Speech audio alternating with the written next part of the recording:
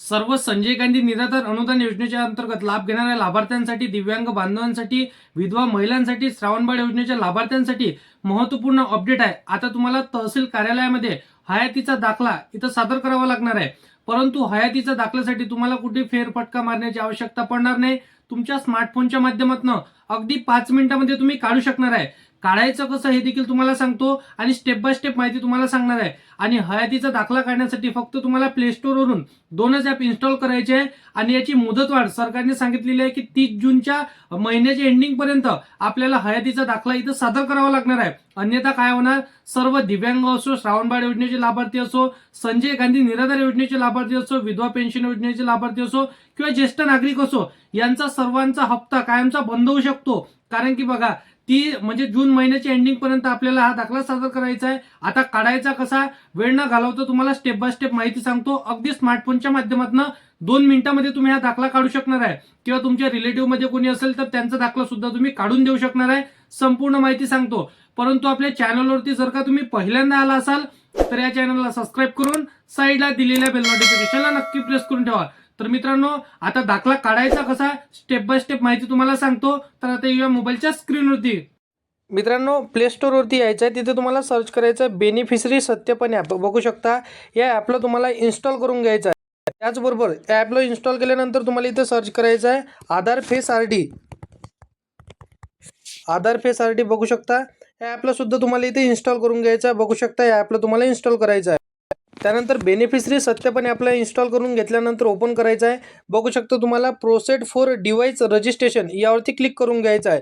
त्यानंतर आपल्याला इथं जसं ज्यांचा सर्टिफिकेट बनवायचं असेल त्यांचा आधार नंबर टाकायचा आहे आणि एक गोष्ट लक्षात ठेवा, त्यांच्या आधार कार्डला जो मोबाईल नंबर लिंक असेल तोच मोबाईल नंबर इथे टाकायचा आहे।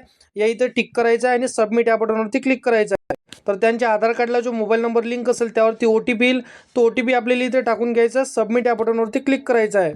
त्यानंतर बघू शकता अशा प्रकारे आपल्याला ऑप्शन पाहायला मिळणार आहे सेंट्रल गव्हर्नमेंट आणि महाराष्ट्र। तर यावरती महाराष्ट्रावरती क्लिक करायचं आहे। त्यानंतर बघू शकता सोशल सिक्युरिटी पेन्शन म्हणजे सर्व दिव्यांग बांधव असणार आहे, संजय गांधी, श्रावणबाळ, वृद्धपकाळ योजनेच्या किंवा विधवा महिला या सर्व व्यक्ती यावरतून हे सत्यापन ॲपवरून सर्व काही ते सर्टिफिकेट बनवू शकणार आहे।